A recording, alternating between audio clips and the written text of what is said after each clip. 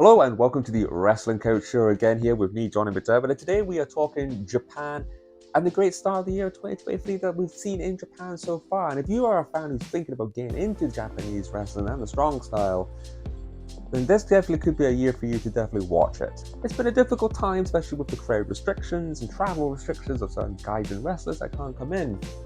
But recently, restrictions have been lifted, obviously. And this year, I think it's going to get better and better. We could see a final return of the fire that we saw in Japan just before the pandemic. The two promotions I would definitely keep an eye out for the most are the two probably biggest ones right now in Japan: New Japan Pro Wrestling and obviously Pro Wrestling Noah, who I think are going to have a very interesting year. And so far, it's been absolute banging matches there too. Start of the year for Pro Wrestling Noah, the first show of the year on New Year's Day.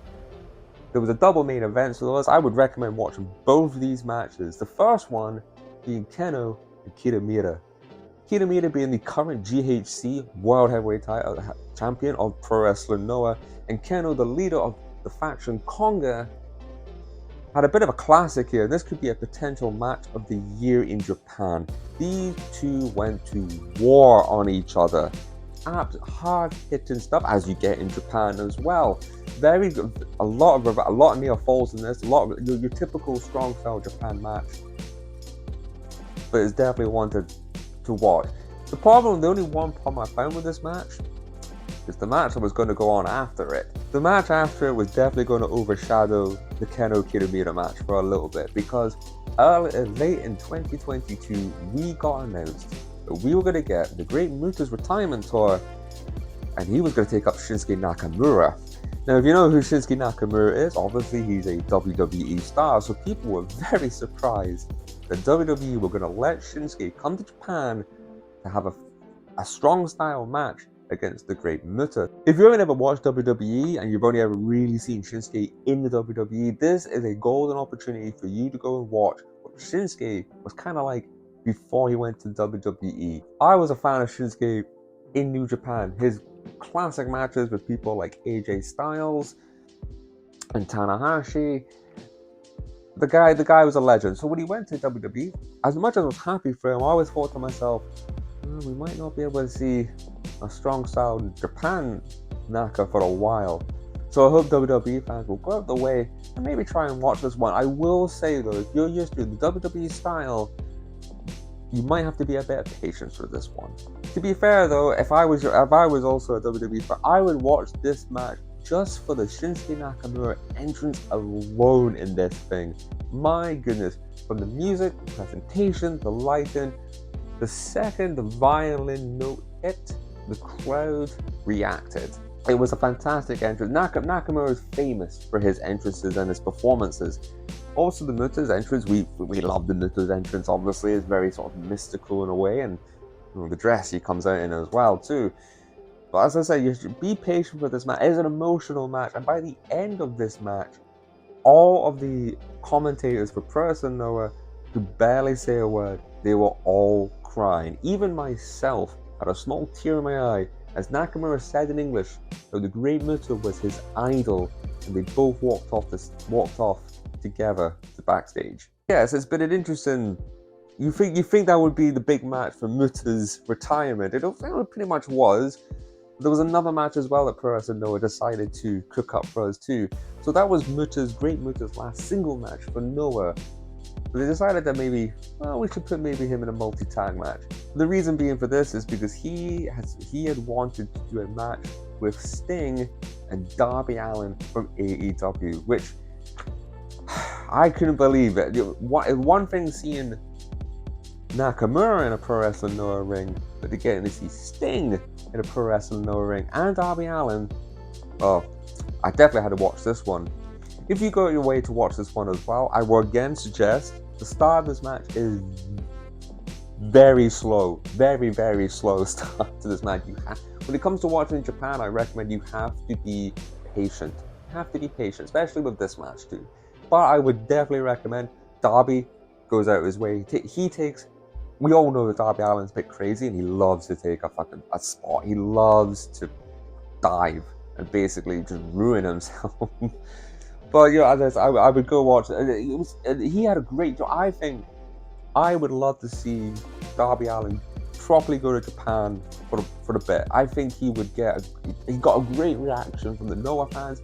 I would love to see him in, I was going to say a best of Super Juniors. You could chuck Darby Allin in a G1 if you want, but it's probably not going to happen. Nonetheless, let's not get off track here. So as I said, it's been an exciting start for Pro Wrestling Noah, an exciting year, and I think it's just going to get better and better. But I will get back to that in a second, because we now have to discuss New Japan. Every year, obviously, New Japan have their big main event, that is Wrestle Kingdom. It's the one event I look forward to every year to watch. And this year was a special year. The last couple, obviously with the pandemic, crowds not really being able to cheer, they're not allowed to have full capacity, and obviously with the travel restriction of certain gaijins and westerners that couldn't come over, so there's no Jon Moxley, no Chris Jericho, obviously, and obviously you want other wrestlers from the independent scene to come in as well. So this year was a bit different because the travel restrictions have been lifted. The crowd was a bit bigger, not the full capacity that we're used to at Wrestle Kingdom, but they were allowed, parts of the crowd were allowed to cheer, and my God, did that make a difference this year.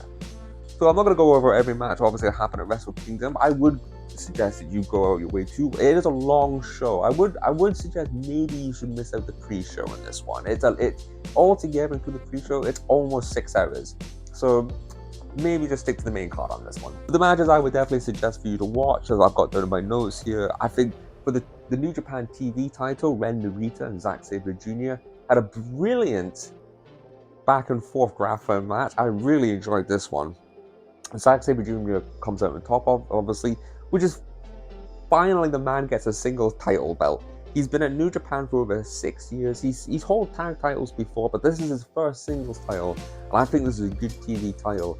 But at some point, obviously, we want to see Sabre taking on Bryan Danielson maybe for this. Another match I would definitely suggest. There was one match in particular that everybody was obviously talking about, and that was the Kenny Omega, Will Ospreay. That was the match everybody was looking forward to. However, I would definitely, again, same with the Great Muta Nakamura match, I would suggest to watch the match before this one as well, because it was a brilliant fatal four-way for the IWGP Junior Heavyweight title with El Desperado, Takahashi, Master Wato, and the current belt holder at the time, Ishimori of Bullet Club.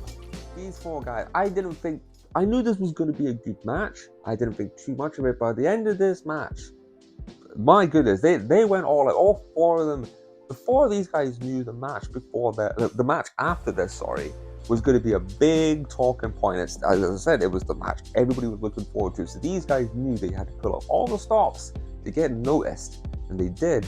One of the best in performances, and I must admit, I wasn't completely sold on him when he first came into Japan, was Master Wato. At some point, I thought he was going to pull the win. I thought he was going to come away with the junior title. No, he didn't come away with the junior title. It was Takahashi in the end, which is fine by me. He is a staple, and he had a great performance. Actually, as I said, all four guys had great. Any one of four of these guys could have took away the IWGP junior title, and I don't think anybody in the crowd would have complained if they gave it to El Desperado, if they finally put the trigger on Master Wato, Takahashi, or if Ishimori had retained. I don't think no fan would have had a problem. So, as I say, go your way. There was some brilliant spot. I mean, Master Wato looked fantastic in this match. We had Ishimori playing up the heel role, and the three other guys trying to work out how they're going to win the match. But I would definitely go your way. It was a barnstorming finish to this match. I would definitely go out and watch this match. But let's talk about what that happened after it. So yes, this was part of the double main event. A lot of people suggested that this should have been the main event, but obviously when you've got your IWGP Heavyweight title, I've always said as a traditional wrestling fan that you should have your main title on the last. This match, the first hints of this match, when it comes to Omega and Ospreay, the first little Twitter battles, the first little responses to each other, I knew that they were going to have a match. The question was, where was this match going to happen and when? And by God, when they did the New Japan Stardom show and Will Ospreay was doing his promo and he got interrupted by Kenny Omega, And then Omega suggested where the match should take place. Kenny Omega said, Wrestle Kingdom. I always thought this match would either take place on AEW pay-per-view or a New Japan show that happens in America. I did not think for one second they were going to do this match at Wrestle Kingdom, but it's such a big match. With the restrictions being lifted, it makes sense to do it at Wrestle Kingdom. Why not? Who doesn't want to see Kenny Omega back at the Tokyo Dome? It was one of the things I've been waiting for about 3 years now, is Kenny Omega back at the Tokyo Dome. And boy, we could talk about this match. Again, referring back to Nakamura, I would watch this solely for the entrances again. These entrances, like, it might be some people's cup of tea, might not be some people's cup of tea. I thoroughly enjoyed these entrances. Kenny Omega went full. I don't play much, but he went full Final Fantasy. I like the whole his arm comes out and the big wing. And it just his look at you can tell this man is made for walking into the Tokyo Dome. He looked fantastic. The way it was filmed, it felt like a huge match. It felt like a big deal. Obviously, it was a big deal. And then obviously the same with Will Ospreay. He brought back his old elevation chin, because he did say to Kenny Omega promo he might bring that guy back. So both entrances fantastic, and again, New Japan know how to make you feel that this is a big event, and they made the Tokyo Dome look fantastic. Actually, there was 26,000 people. They usually have 40,000 plus at Wrestle Kingdom. But with the pandemic, this year was the highest one. It was 26,000. But my God, they made it look like it was 50,000 in there. They really did. Great job from New Japan on the production for this one. But going back to the match, this match, my Lord, it went over 35. I think it went, I want to say 38 minutes, but it was everything and beyond. The scary thing about this match, after this match, and it was a rave review of the match, they both said they had held back, and we were going to get a second match. We all know we're going to get a second Kenny Omega Will Ospreay match, and I can't wait to see what they do in that match, because after watching this match, they said they held back, and they've got even bigger, crazier stuff planned, which is going to blow my mind when I see that match. My goodness, when are they going to do that? But I would say there was definitely some big spots in this match, especially when the turnbuckle pattern got taken off. That DDT that Will Ospreay took into the exposed turnbuckle, there was lasting images for me in this match. Watching Kenny Omega smash Will Ospreay's head through that table and seeing the blood on the table, that will be a lasting image for me. Just the brutality. It wasn't slight hits. He put his head through the table pretty much. And in Japan, those tables are a lot stiffer. Obviously, a lot happened in this match. A lot. The selling of Will Ospreay. Will Ospreay. It's the thing about New Japan. They are. I've always said they are some of the best sellers in the world. Will Ospreay's selling in this match was just top notch. Utterly, he looked like a broken man compared to Kenny Omega. But Kenny Omega, it's Kenny Omega. Kenny Omega made Will Ospreay, both of them made each other look fantastic in this match. They are two of the best in-ring workers going right now. If you haven't watched this match, do yourself a favor, go take 40 minutes out of your time, go from bell to bell. So take an hour so you can watch those entrances as well. But if you've never seen a New Japan match, this is probably one that you should definitely introduce yourself to. Definitely. So I would recommend watching that match. So the last match at Wrestle Kingdom, the main event match, which I would still, some say it's not the best match, but it's still a good match, and I would still definitely go watch it. The main event for the IWGP Heavyweight title between Kazuchika Okada and current champion at the time, Jay White. So again, I would say good match. I mean, it's a tough spot for them to be going on after that match Omega and Ospreay put on, obviously. But it's still not a bad match. It's definitely a match I would recommend and watch. And I won't give away a result of this one. But if you don't know, you should know by now, obviously, the result of that match. But let's talk about something a bit more interesting, going back to Pro Wrestling Noah. So, as I said earlier, I think it's going to be a big year for Pro Wrestling Noah. And one of the big matches coming up that I cannot wait to see is that we're going to hopefully get a match between the heavyweight champion of Pro Wrestling Noah, Kiramita, taking on the New Japan IWGP heavyweight champion Kazuchika Okada. These two, what an angle, what a story. It is a work-shoot sort of thing going on right now. So last year, obviously, we saw Kiramita and Okada interact with each other in the tag match at the Yokohama Stadium. I was very impressed by Kiramita. I thought the back and forth between them two looked fantastic. And they didn't look out of place at all. Kiramita just looked as phenomenal. He did not look like a man who wrestled for a second-rate company in Japan. No. Pro Wrestling Noah, they are going on strides this year. So this year they decided to, let's put up a notch, eh? So they went back to Noah and New Japan, sort of doing shows together. But the story being that, and the story's always been that New Japan sort of looked down upon Pro Wrestling Noah and as a second-rate company in Japan, and not to take them really that too seriously. We've seen that with LIJ and Konga having a feud, and how Shingo Takagi have basically said, you guys aren't worth it. However, there is one match coming out of all of this. As I say, we're getting Kiramita and Okada, and the way this started, they couldn't have made this match any more interesting, couldn't they?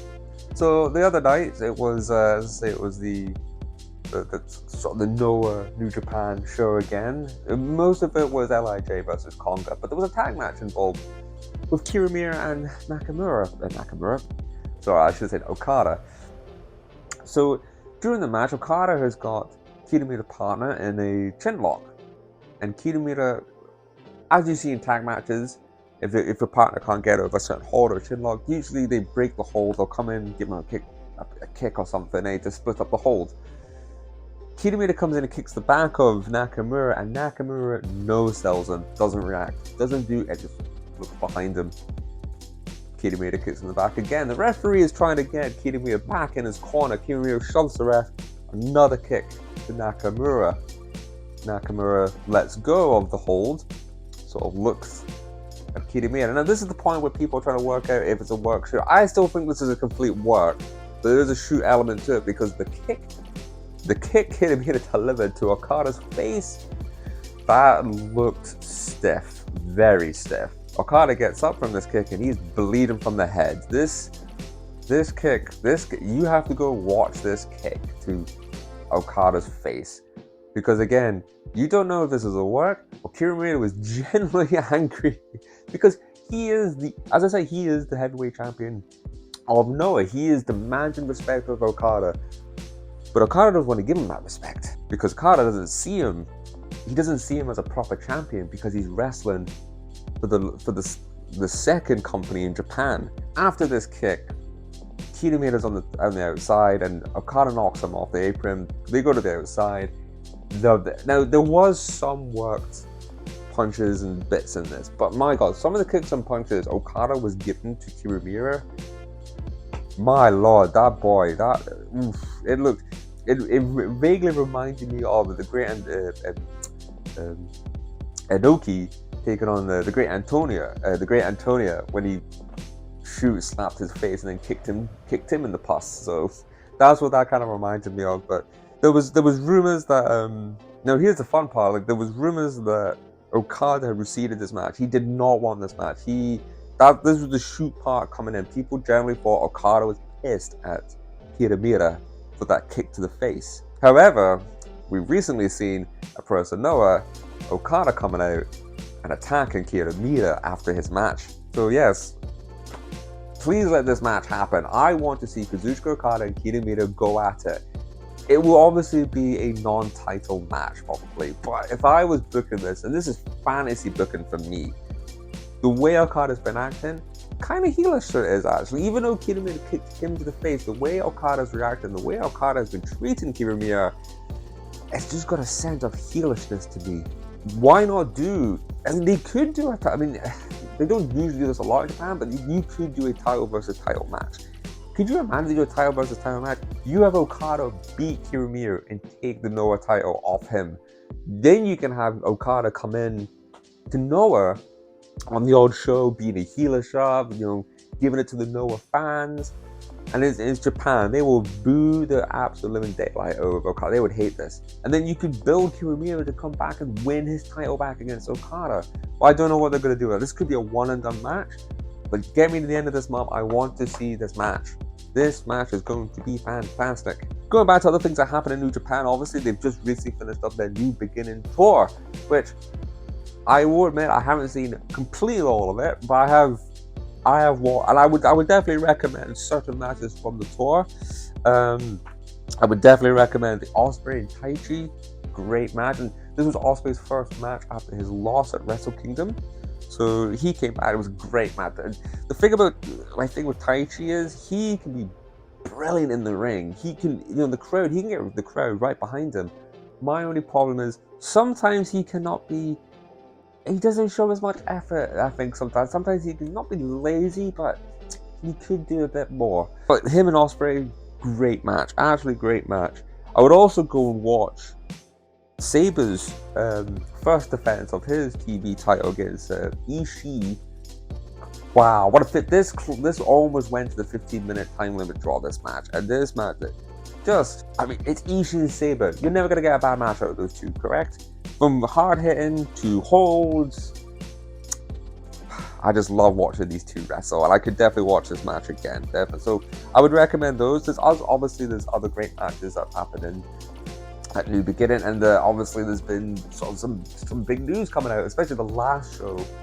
I've not watched it yet, obviously, but I know the results, obviously, but everybody had a sort of eye on a particular match, Hikuleo and Jay White. The loser having to leave Japan.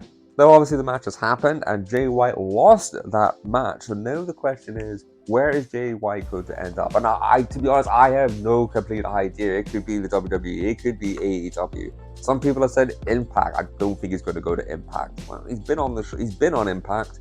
I just feel like he's going to go to a bigger company, but we don't know yet. We have no idea. We'll just have to wait and see. But I will miss Jay White in New Japan. One of the best heels there, definitely.